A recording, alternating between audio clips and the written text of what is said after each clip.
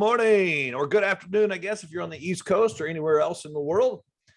If y'all would let me know that you can hear me loud and clear. If I want you to see me, my hair is getting long and I'm missing a tooth. Hopefully you can't see the missing tooth. All right, awesome. Thank you for letting me know the sound is good. Welcome to Trading Coaches Playbook. My name is Tony Benson. I'll be your guide. If you're new here, we're going to have a little fun for the next about 50 minutes or so. Rough break on the beach. You got the wrong person, Will. That's not me. I don't like beaches. I like the beach, but I tried to surf years ago in Hawaii, and it was just body surfing.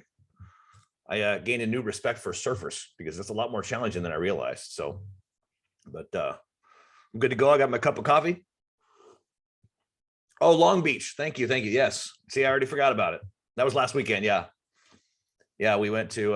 It was really interesting. There was we had a very gross and fascinating experience. There was a beached whale. It had been there for a couple. It was dead, obviously. It had been there for a couple of weeks, and it was rotting. And we got down there, and there was a whole bunch of cuts in it. Apparently, some biologists came in and took a bunch of samples of it, trying to figure out what happened to it. But it was really weird. The intestines were kind of. I mean, it was gross. Like I said, it was gross. I guess I shouldn't get into it here, but yeah, it was. It didn't smell as bad as I thought. But it was really, really gross. But like I said, at the same time, it was really fascinating because I've never seen that. I've seen, a couple of times I've seen little like sea lions, like twice in my life on the beach that had died, and their bodies were, you could just see them basically rotten. It was, not much different than like seeing a deer on the road, which is common. But yeah, a whale was really, really, it was really weird. I tell you, my 11-year-old daughter, she saw a little tail of a fish sticking out. And so she went and grabbed a thing, and she ended up pulling it. There was a whole fish in there. It obviously had eaten and it hadn't digested. Those eyes were, so that was fascinating to see that. But anyway, I don't know if I didn't run you all off here. Let me get to the disclaimer and get it out of the way. You can thank Will for that. He reminded me that we went to the beach. It was really weird too, because it doesn't snow very often at the coast, and we passed a snowplow on the way there. So that was really weird too. But it was a good time. It was a good time. So thanks for asking. So get the disclaimer out of the way. I'm not a registered broker-dealer investment advisor. I will not give you any recommendations or advice. Everything that we do here is purely for educational purposes. If we do talk about trades, just assume that it is a paper trade or a practice trade. For regulatory reasons, we do not discuss funded trading here. So what is coming up here at Wealth Builders? Looks like nothing, huh? Just playing.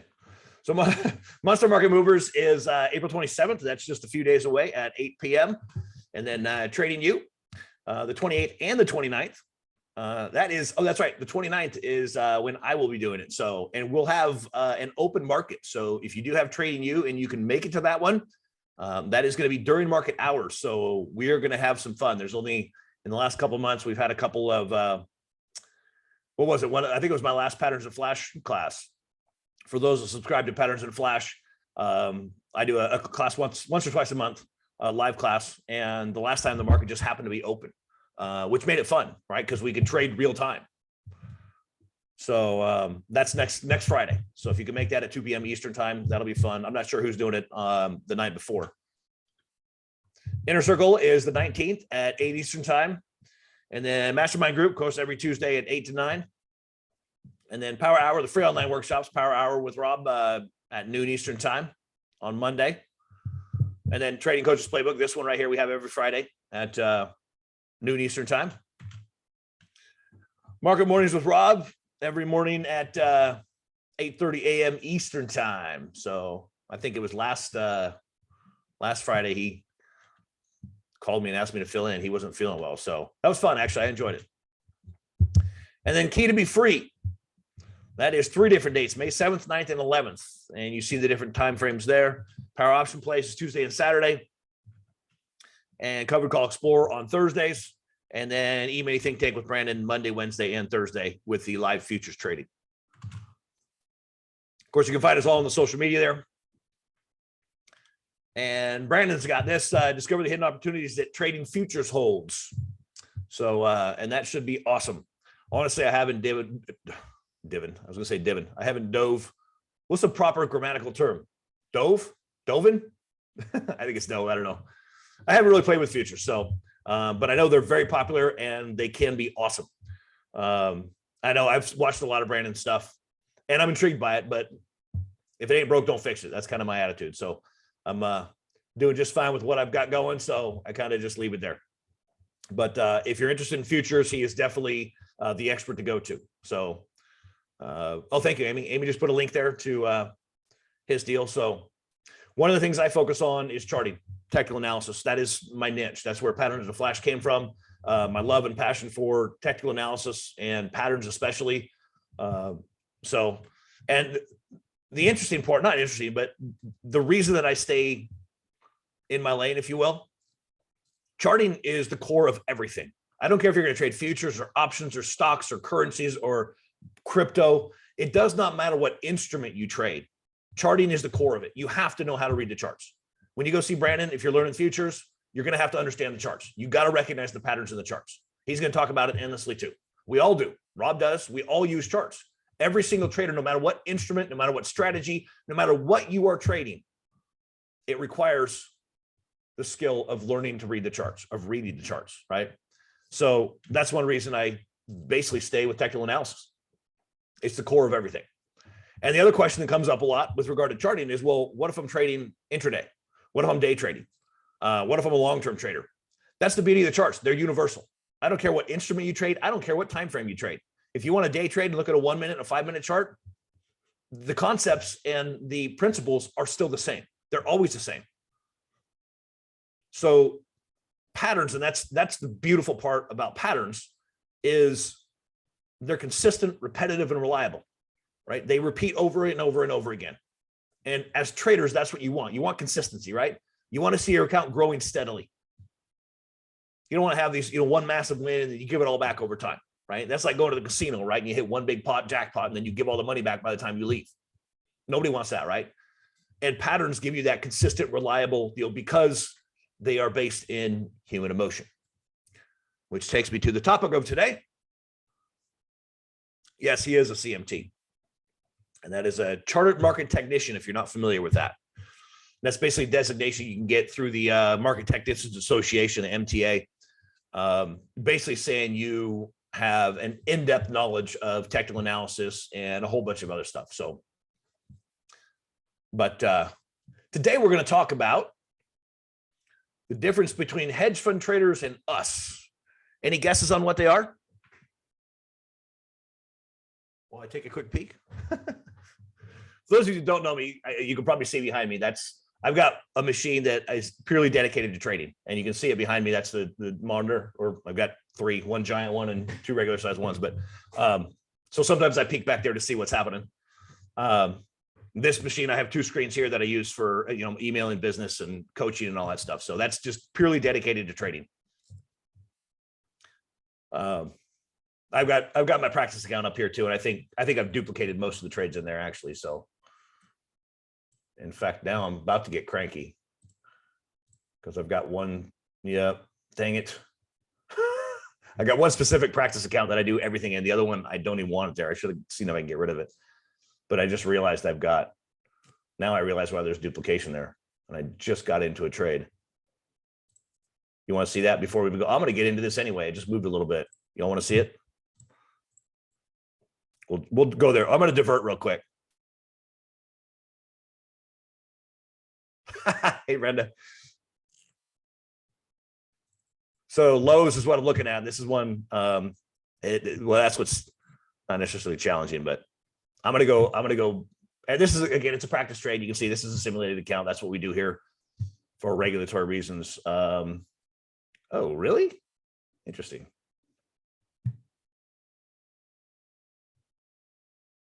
Oh, here, I'll show you. So I'm going to pick up, I was just going to do 5 here actually and add to it if it keeps going. They're at 575. Actually, I picked them up at like 580 before. Picking up the July 180s, which is out of the money, but that's the target I have. I know it's not here. Okay, there. Hey, it hit 565. Sweet. So I don't have the lines drawn on here. I think I do on my Omega charts. I'm pretty certain I do. But I figured if it breaks 200, I actually got into this the other day and stopped out of it right there on that big candle 4 days ago. I think I lost $100 or something. It was no big deal. But I figured if it dropped back off, I'd get back into it, and that this is the spot to get in. So we'll come back to that though. Let me get back to the PowerPoint before I show too much of my ADD off. You've been reading my mind, Jennifer. That's pretty impressive. The first thing that I put on there was amount of capital, right? And this is, I mean, there's lots of different things there could be. I'm trying to stay focused on just a few, but yeah, do they have more capital? Yes and no. They do, but at the same time, is it their capital is the big question. Access to information? Yeah, they are a little bit longer term. That's another good point. That's one thing I didn't put here, Jennifer, but also usually longer term, but they do still trade fairly often, maybe not as quick as we do. Well, and part of the reason is because of the amount of capital they have, right? I mean, if you're putting $5 million into a trade, and that's only, 2% of your capital, if you got $100 million you're playing with, you're putting 5 million, you dump $5 million into one, especially if it's a smaller stock, something like an Apple or an Intel or a hugely liquid stock, $5 million is no big deal. But if you're buying a smaller stock, something that you're looking to grow, and it's, it trades 1 million shares a day, and you're going to buy 1 million shares of it, yeah, you're going to disrupt it. So they will usually get in chunks, right? They'll basically average dollar cost basis. Guys like Buffett, buying $1 billion worth of stocks. It'll be interesting to see how Musk got into Twitter. That's a fiasco, huh? That's certainly interesting. But do they have more access to information? Not anymore. Maybe a little bit. Back in the old days, 20 years ago, I mean, yeah, they had Bloomberg terminals that were $2,500, $3,000 a month just to lease. So do they have maybe a little bit more access to information? Yeah, maybe, but not much. With the power of the internet, I mean, we have access to most information at our fingertips when we want, right? Do they have connections to insiders?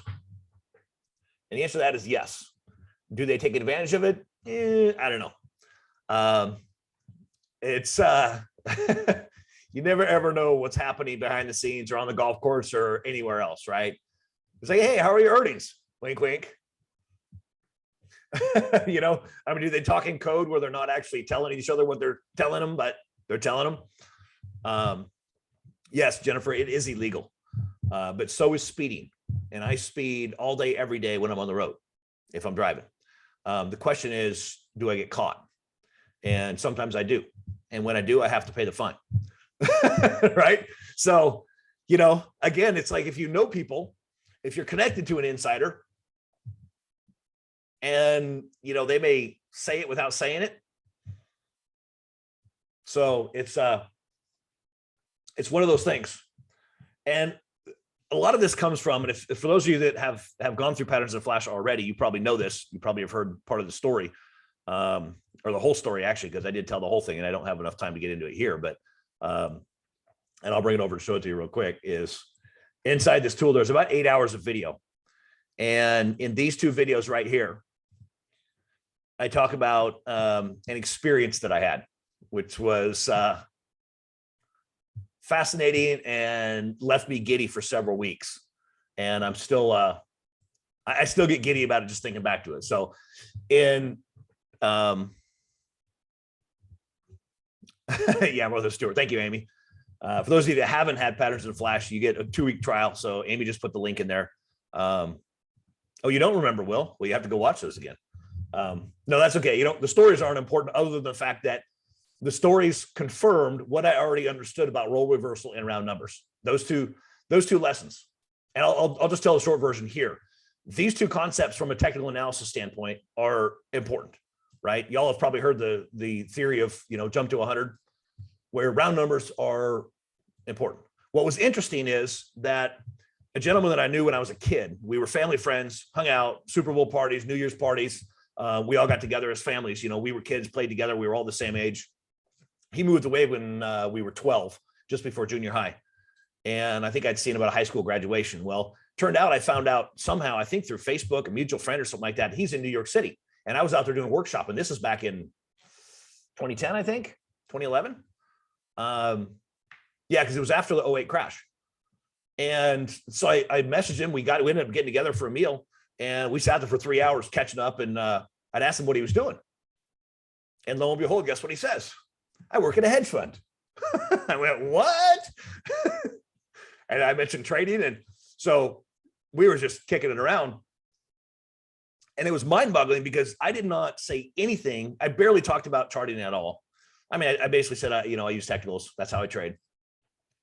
And I never talked about those two topics, the role reversal and round numbers. And unbeknownst to him, he basically explained it to me the way I understood it, but from a hedge fund's perspective. And I'm trying to see, I just lost something, sorry. It was fascinating because he talked about how they were fundamental people, right? He would fly out to California to Silicon Valley and meet with insiders. See you, Brenda. Take care. He would meet with insiders of companies, right? Executives, the COO, right? He was a financial guy digging through the financials, the fundamentals of the company, trying to figure out if it was a good time to buy, trying to put a valuation to it, doing all his research, right? All his fundamental research to take back to his bosses and pitch to them that, hey, this is a good company that we want to buy, and here's why.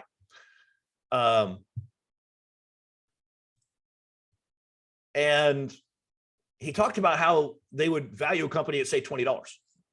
And so they'd go in and accumulate, 1 million shares of it or whatever. They used to have the hedge fund was $2 or $3 billion at the peak, and they lost 80 or 90% of their value in the 08 crash. He used to have $40 million at his disposal to play whenever he wanted to. That was before the crash.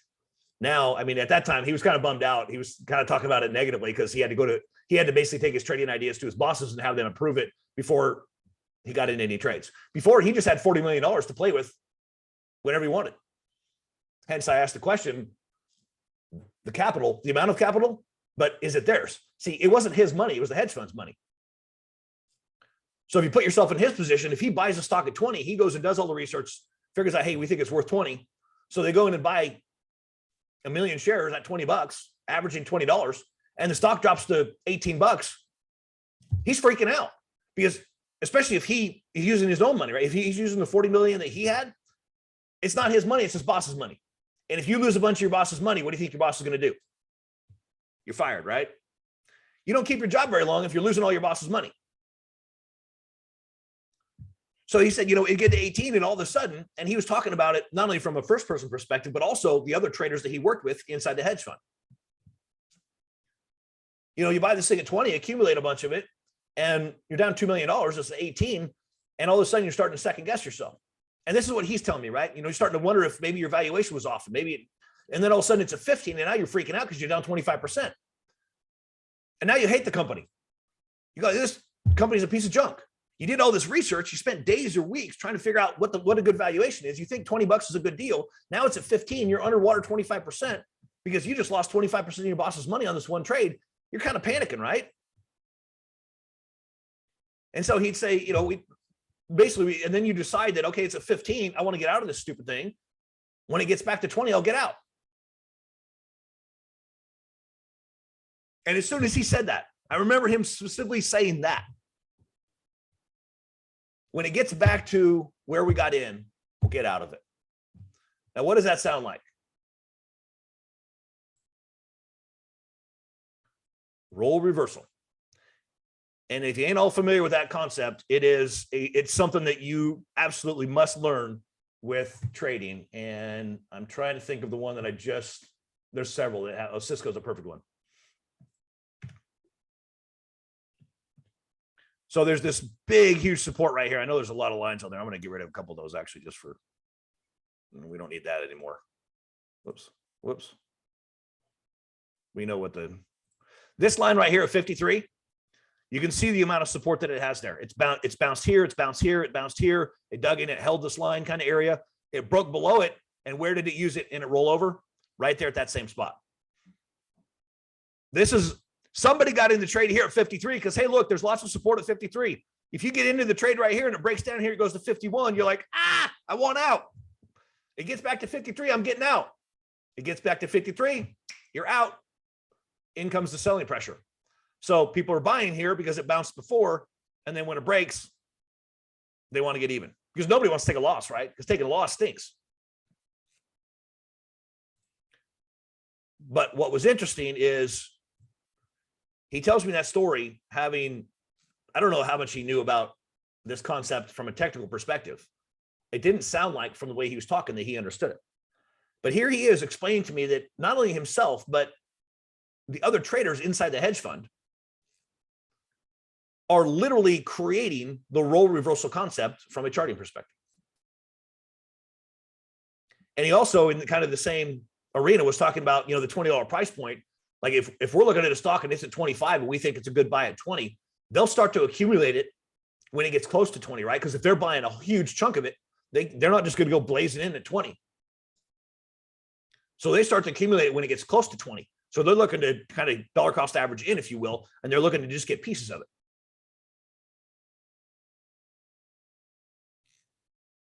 And so the round number of 20 is what they're looking for. So they'll start to get in before they're looking to hopefully get a price point at that. And it's interesting, probably, man, it's crazy how long I've been doing this. It's been 22 years. This month has been 22 years. This was probably, it was probably 2001 or 2002, actually. Intel dropped off. It was down. It was right around $20. I remember it hitting $20. I remember thinking at 20, it would probably bounce at 20. And I was watching the intraday chart, and it literally hit $20. And all of a sudden, the volume bar just started going like this, just growing. Like watching a 5-minute chart, it's just growing like this. I mean, it was going fast. It was like, this is crazy. And the volume was just going nuts. And this thing just started dancing. It was just going like this. It was the fastest kind of this gyration that I've ever seen an intraday chart do. And the volume was literally growing in front of my eyes massively. It was really, really fascinating. And I'm sitting there going, wow, this is crazy. That's the only time I've ever seen it. And I'm sure there was lots of people that put a stop just below 1995, 1994, because it would dip down to 1990. And it was just doing this crazy gyration. It was really, really, really fascinating. But I'm certain that's what it was. You got a round number of 20 where some people have a stop just below it, and other people, there's probably a ton of really big orders. And that was before internet trading like we have today, right? There was a little bit, but not much. But that round number of 20, or any round number for that matter, is very significant. He was talking about that concept as well. So, but I do go into that more in depth in both of these. I tell the story more in depth. So, but I can't spend too much time telling it here. So it was it was weird, because probably for at least a month, if not two, when I think back, I was just giddy, because all of a sudden I'm going, wait a minute. What's the difference between hedge fund traders and me?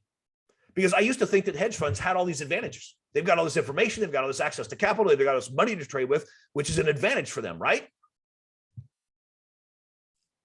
And that one dinner with an old friend I hadn't seen in 20 or so years made me realize that there's one thing that differentiates between us and hedge funds. Anybody have a guess? That's right. Nothing. Because you know what? More money, having more capital, does not teach you to manage your emotions well. Actually, it is probably a negative, because if you're putting $20 million on the line, especially if it's not your money, right? Because my friend was an employee of the firm. It wasn't his money on the line. But a lot of hedge funds are started with guys that have a lot of money. They'll take $100 million of their own money and start a hedge fund with it. And then they go out and have trading success, and they say, look, I turned my 100 million into 120, bring your money to me. They go out to the wealthy guys that have 20 million to throw around here and there. And all of a sudden they have, $1 billion under management. And then they hire traders, because they can't do it all themselves, right? And that's a good point, Jennifer. We can, being a smaller player, we don't have to do the dollar cost averaging. We don't have to move in slowly. We could go quick, right? If you're in and out 10 contracts, 1,000, 2,000, 10,000 shares, no big deal, right? So in some ways, we have more advantages with them.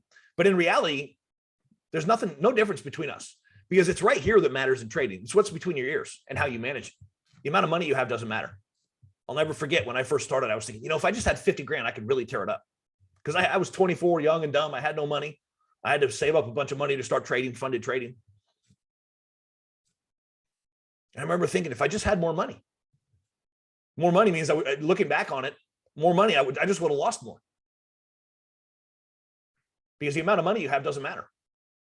Your skill set is what matters.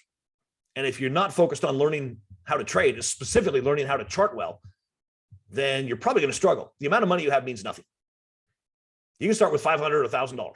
If you learn to chart well and read the charts and you find a good roll reversal, then you should grow your money fairly quickly, right? If you find something like this on a Cisco, because Cisco was, the options weren't even that expensive on it. Let me see if I can pull it up. I'm going to shift to charting right now. So if you have any stocks you want to look at, then start putting them in the chat, sending them in. We'll take a look at specific stocks you want to look at. Let me get Cisco up on here real quick.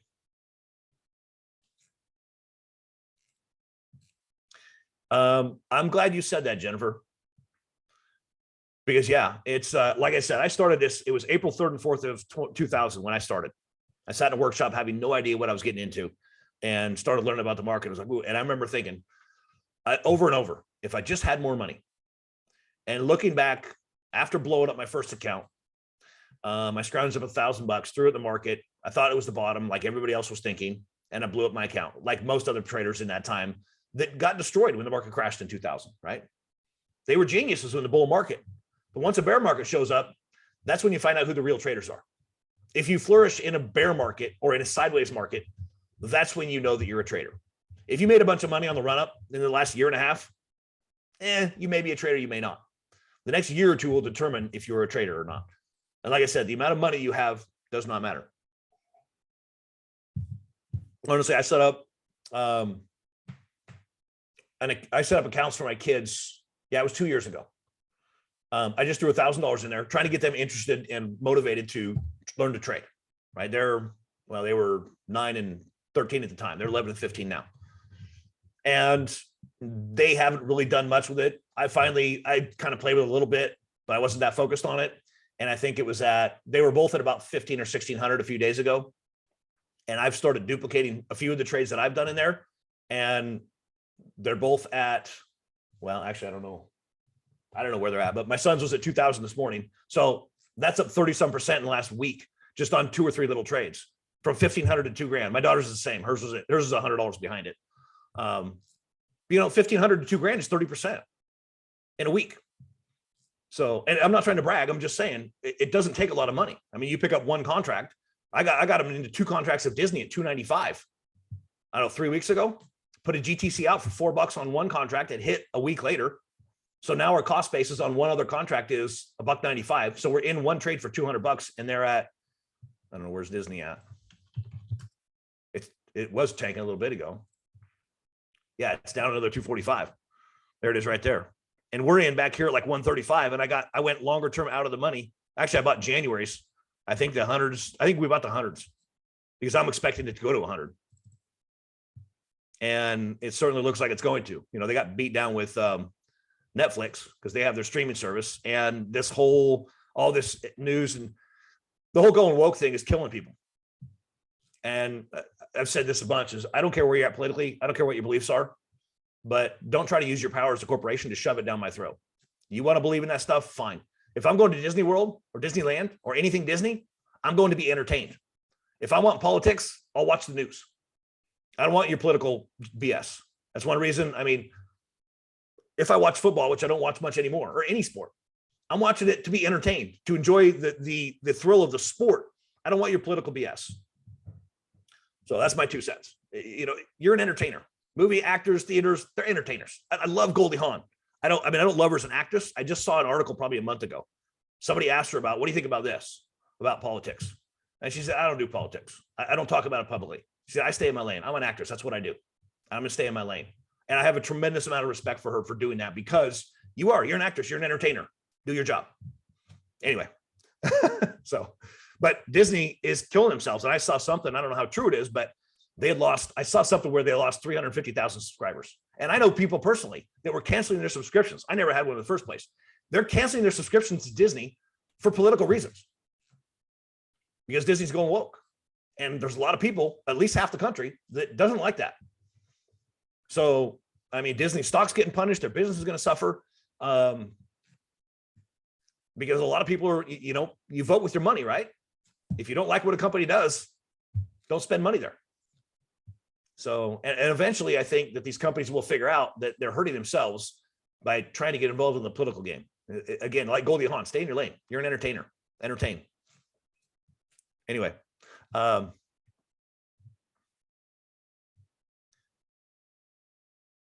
yeah, getting back to your point, Jennifer, that the only reason I brought that up with my kids is because it doesn't take a lot, and I've got the skill set and I understand charting and what to look for. And obviously I trade okay. So, and if this thing does go to 100, and I was just talking to him this morning about it when I took him to school, that little, $3 option is probably going to be worth $10, maybe 12. So, you take a little account that's sitting at $1,500 and you do one trade that moves like that, their accounts are going to be sitting at $3,000. I got them into Airbnb too. And that one's kicking butt. Not so much this morning, but anyway. So again, not trying to brag. I'm just saying that is the key point. Don't worry about how much money you have. Develop the skill set and learn how to trade. Specifically, learn how to read the charts. Like I said, every single instrument, whether you're trading futures with Brandon, whether you're trading options, whether you're trading stock, and whatever time frame you're trading on, it all requires the skill set of analyzing the chart and understanding how to pick which direction it's going, or might go, I should say. So Cisco this is a beautiful one. And this is why I love patterns. It's not a beautiful head and shoulders, but it's definitely there. And that, that 53 point is kind of a neckline. But I figured if we crack that, especially if we crack it in a big way, it's probably going to go down to about 45. And if things really crash, we could go all the way to 42. So we shall see. But when it broke it last week, I thought I missed it. And then a couple of days ago when it popped back up here, I went, good. So pulled the trigger on it yesterday, and that last bar is for today. So I am loving the looks of that right now. But let's see, what are you guys looking at? Or do you want me to keep going? Chewy's another one. This is another one I love. And maybe I shouldn't show you guys. If you have patterns to flash, these are the patterns of the week. And Sean just got it out. You should have an email by now saying you've got your pattern of the week. But Chewy's another one that is, dang it, where's it at right now? 3506. It's already through there. I was going to add to it. Oh, well.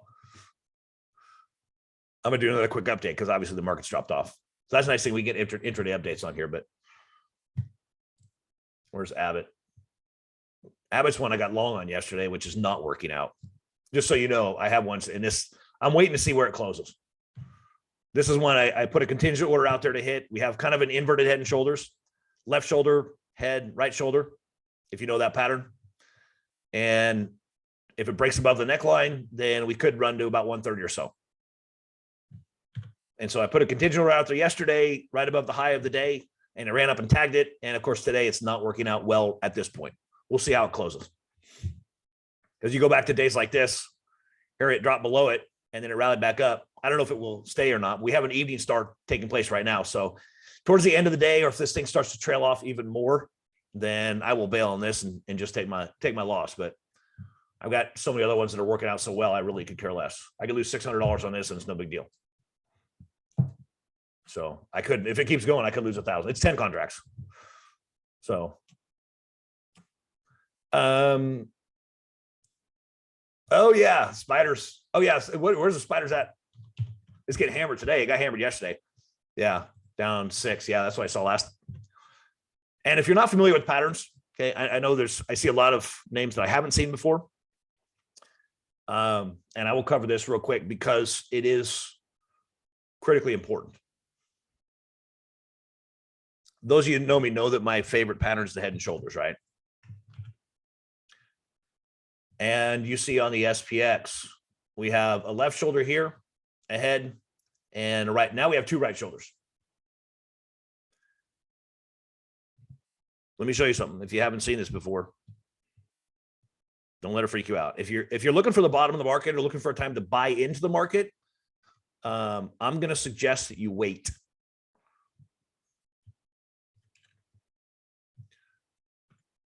You see that right there?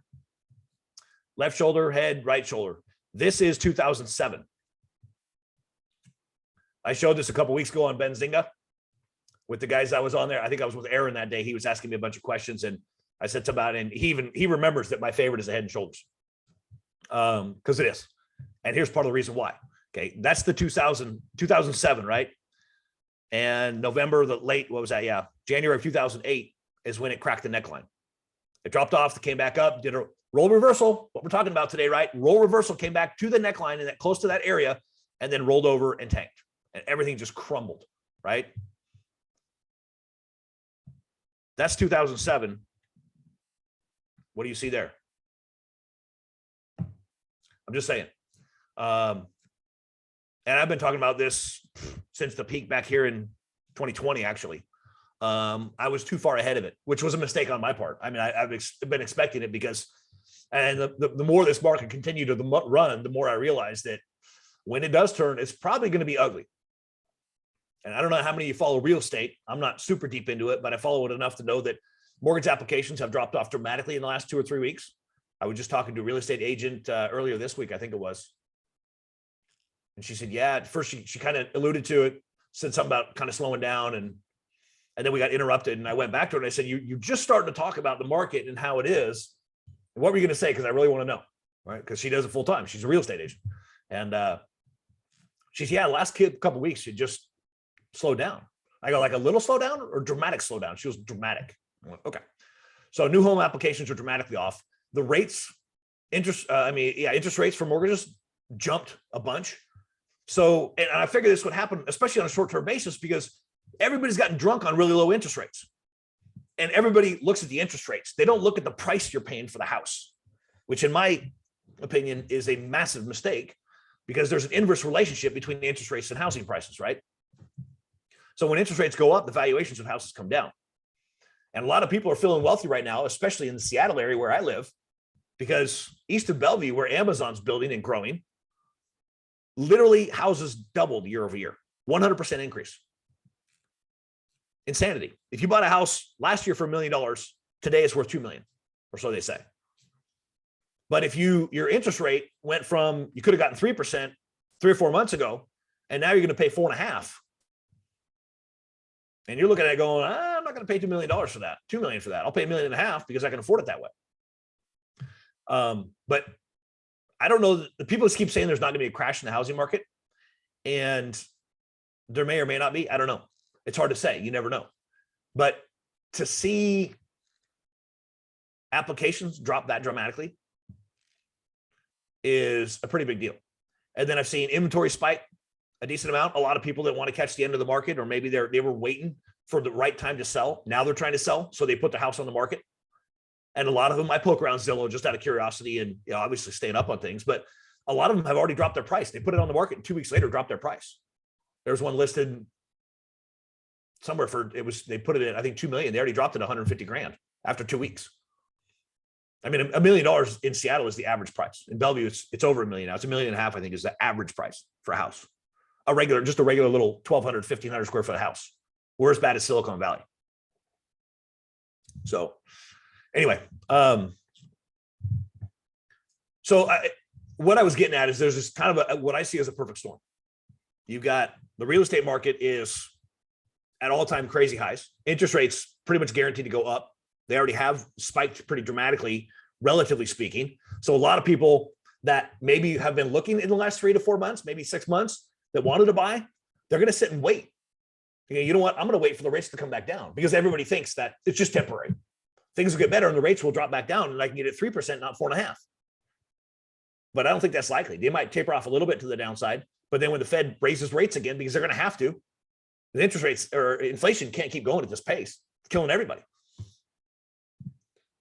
So you've got massive inflation. You've got the Fed about to raise interest rates. They have to. Usually when the inflation hits, the Fed's tool is to lower interest rates to increase activity in the economy and make the economy better. But they have to raise now in an inflationary period. The housing market is super inflated. Interest rates are going up, which means prices are going to cool down. The supply chain stuff is kind of crazy. There's all this talk about food shortages. It's just this. I see it as a perfect storm. And there's one more thing too. I'll show you real quick. Whoops, that's not what I wanted. Monthly, I think. Yeah. So this is the spiders. We'll just keep this here. You can see it, I think. I I'm going to change the logarithmic so it's a little clearer. So this is the 2000 crash, right? I know I've been ignoring your comments. I'm getting a little jacked up about this. So I'm a little like, this is the 2008 crash. This one took, I'm going to put it back on there, about 24 months, if I remember right. This would be, if you don't have a mega chart, this is one handy tool. So profit and loss and show length of bars. So there is a 45% drop in 25 bars. Whoops.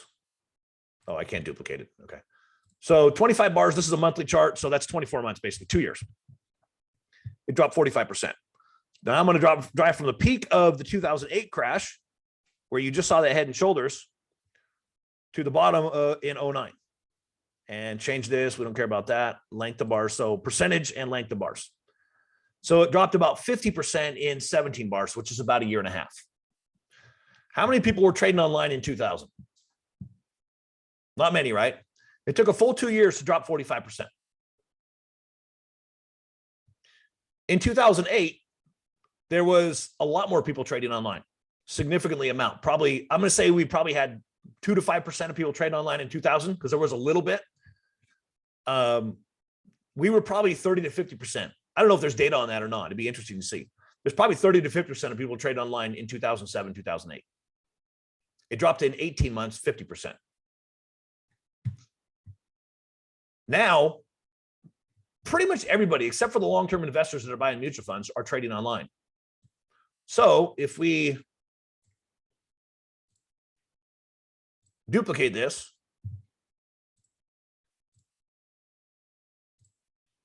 and we look to get a, I don't know what the number is. Some people have projected a 60% drop. I think, and this is the spiders, we're probably, I would imagine we'll, if it does drop, we'll probably get into that range somewhere, is what I'm guessing.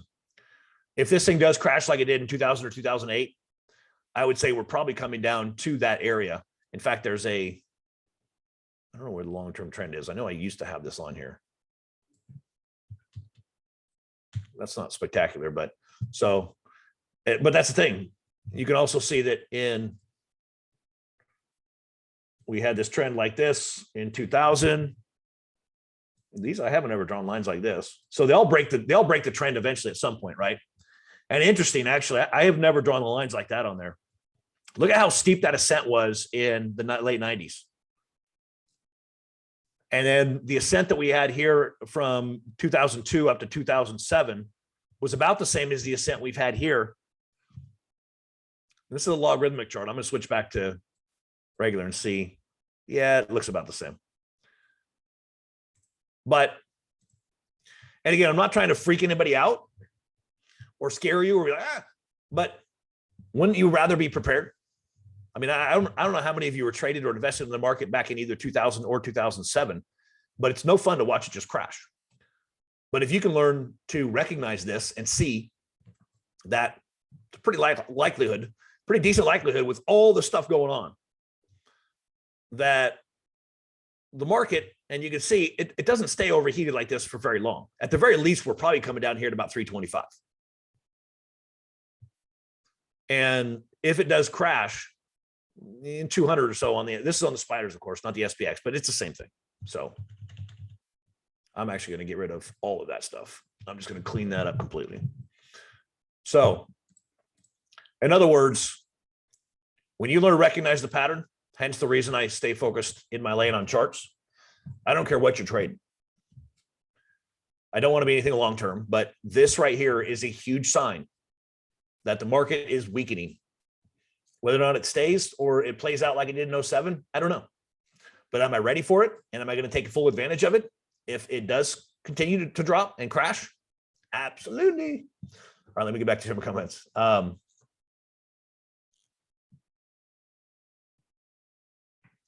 Oh, I just noticed your comment, Jennifer. Do they care about the trading account? No, not yet. But my son is going to be driving. He's taking driving lessons now. He'll be 16 in August. He got his permit finally. I was about ready to force him to, but and he's already got a vehicle. His grandparents bought him a vehicle. So this cracked me up though too. The week we went to Long Beach, I asked them what they did the weekend before, because they live with their mom. I have them about a third of the month. So unfortunately, that situation, but he said, oh, we were, Popsy, his mother's dad was over, they were working on his truck. I said, what were you guys doing? Putting on a new hood. Putting on a new hood, why? he was pulling it up behind their Jeep, and he meant to hit the brake and he hit the gas. And he just slammed into the back of the Jeep and just crumpled the hood, destroyed a whole bunch of other stuff, and beat up their Jeep. They had a hitch on it, so it didn't beat it up too bad, but I was just cracking up. I was just laughing. I was like, hey, you know what? If you're going to learn that lesson, at least you learn it now and you learn it quickly, right? So, and it was in your own driveway and you didn't hit somebody else. You hit your own mother's Jeep, so no big deal. Anyway, so no, they're not. But I have a feeling that we need, because I keep asking him, like, where are you going to get the money for gas? Because he's got old 1990s 4Runner is what they bought him. Some neighbor was selling it and they picked it up from him and gave it to him. I was like, that thing's a gas guzzler. You're going to need a lot of money for fuel. You going to go work at Taco Bell? I don't know. He hasn't figured it out yet. But I'm just trying to plant seeds. There's times where I've kind of pushed on him a little bit, trying to really get him there. And then he gets a little cranky, so I back off. But I keep dropping the seeds there. And one day when he needs money, he's going to come with his hand out and I'll be like, oh, go to your mom. I already told him he's not getting it from me. You're going to have to work for it. They get an allowance. I pay him for the chores they do around the house. Instead of doing an allowance, that's what we do. We agreed to terms and said, okay, this is what you got. So,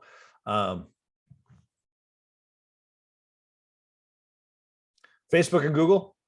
Oh, you're talking about that. I'm just now catching up on things. If y'all have any stocks you want to look at, by the way, if you want to, I've got to be done in about 7 or 8 minutes is all we've got left. So, because I'm on Benson right after this at 1 o'clock Eastern time. Every couple of weeks I'm on Benson for 20, 30 minutes usually with Spencer and Aaron. And we just talk charts, talk about patterns, what I'm looking at. So if you want to come join me there, you can right after we're done here. But yeah, Google was getting hammered earlier today. I'm sure they probably still are. Whoops. Micron, thank you. Ooh, that's a lot of lines. Clean that up a little bit.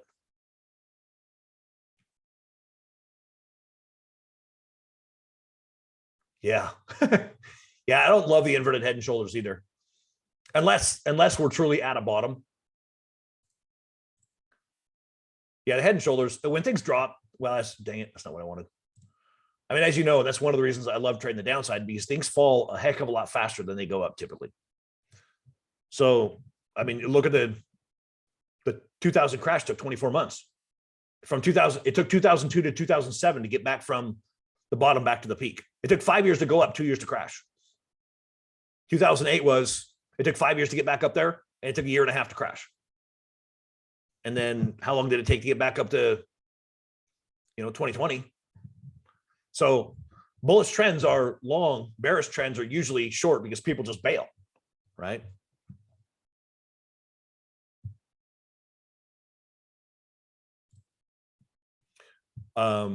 Yeah, good question, Jennifer, and I will answer that. And that's honestly, that's a big part of the reason. That's a perfect question. That's a big part of the reason I show that. Because a lot of people, especially if you get on Benson, it's a lot of the people that watch it are younger. They stream on YouTube. It's a financial news network, but they stream it on YouTube. And a lot of people are just investors, right? They're buying stocks, and a lot of them got in 2000 or 2020. I mean, they're people that are new to the market, and they don't know what to do in a bear market. They freak out, and they hang on to their stocks, and they bought it thinking that, oh, it's the bottom, it's going to go up from here, or it's good for this reason, or they're hunting for all these reasons of why stocks are a good buy now at this valuation, this price. And most of them, and I don't mean to sound offensive, but most of them don't have a clue. They don't know what they're doing, and they're new. And I didn't either. That's why I blew up my account. My first account I opened in October of 2000. I funded and started trading, and we were still in the middle of a bear market, and I didn't know any better. I was new. I was just following what my coaches told me, which is buy low and sell high. We never sold high and bought low, or buy a put when it's high and watch it drop. They didn't understand how to react to a bear market either. So a lot of people are in that position now where brand new to the market. And what do you do when things start going against you? Right? You don't, you haven't learned how to handle your emotions properly and get out. But what I would suggest, yeah, that's a couple of different ways. So the question is, if we're long stocks and expected to crash, what do I suggest? Yeah, I mean, either go to cash or buy an insurance, buy a put insurance. There's lots of different ways to hedge. And here's the thing is, if you don't expect things, if you have a particular stock, because there's always, even in the bear market, there's stocks that'll be bullish. They may be few and far between. So either shift to different industries. If you notice it, look at Philip Morris. Smoking, drinking, makeup companies. You can find sectors that do well in poor economies. Security right now is a big one. I mean, crime's gone crazy in most places. Security stocks, cybersecurity stocks went crazy for a little bit. So you can go try to find those niche companies that do well in poor economies. They can be challenging. I mean, it's challenging sometimes to find them. Myself, I prefer just to play the downside because things drop fast, right? And when they drop fast, you get the delta flip as well. When volatility increases, the valuation, right? The time value of the options go up. Yesterday, when things started to trail off, I was in ABT and the stock had dropped. It was lower by 60 or 70 cents from where I got in, but my options were actually worth more. I had calls, right? I bought calls on ABT. The market had started to drop. The VIX had started to go up, and the value of my calls, even though my stock had moved against me a little bit, were up in value. But when you buy puts, and that's part of the reason I've been trading mostly out of the money puts, because if it does crash, you make even more money there. So, but as far as Micron goes, there's where I would put a trading plan there. Before I forget, Will, and I've only got a couple minutes left here. Where's my calculator? We'll do this on there real quick. But so yeah, if you're long stocks, do something to protect them, whatever that takes. Some people don't sell for tax reasons. If that's the case, then you could buy puts. You go long in other areas. There's lots of different ways you can hedge your bets, right? If you don't want to sell for tax purposes or whatever reason. So there's what I see on Micron. As far as the potential, we've got a massive double top. If it breaks that level that we're at now, the odds are we're headed to 61. And it certainly looks like things are going to. So thank you, Amy. There's another, for those of you that haven't experienced patterns in a flash, there's a link again. You get a 2-week trial. And I think, is my class coming up next week? I can't remember when it is. No, that's Trading You. I don't know when the one is in May. Will says, do the trial, people. Go ahead for, yeah, get at least, I mean, you get 2 weeks to kick the tires, right? And there's, like I said, there's about 8 hours of videos. There's flashcards, which trains your eyes to see the patterns. Quizzes, which allow you to test yourself, see how much you got. There's a few bonus videos in there. And then this calculator, which allows you to get, it's a 3-to-1 risk reward calculator, which if you watch the bonus videos about risk reward, you'll see why I do that and how critically important it is and why there's risk reward. Go watch that first. Go take the trial and take the quizzes. That'll tell you where you're at with your knowledge as far as technical analysis goes. That'll give you an idea of where I mean, if you miss a lot of the questions, then you definitely need patterns of flash. Start going through the videos. But watch this one first. Go into the bonus section and watch risk reward. That is a critical piece to trading, not only from a numbers, just a pure mathematical standpoint, but from a psychological standpoint. It will change the way you trade. Let's put it that way. It did for me, and I know Will would parrot that because it does. It's mind-boggling how dramatic of a change it makes. So, any other very quick questions? Because I have got to get going. In fact, you know what? I don't know if I can share that. I don't know if this will go to Amy. If you could pass this on, I'm going to throw that. There's a link to, this is the link to YouTube. I'm going to be on Benson in about 5 minutes. They stream it on YouTube. If you, like I said, I don't know if that, May 16th. Thank you, Amy.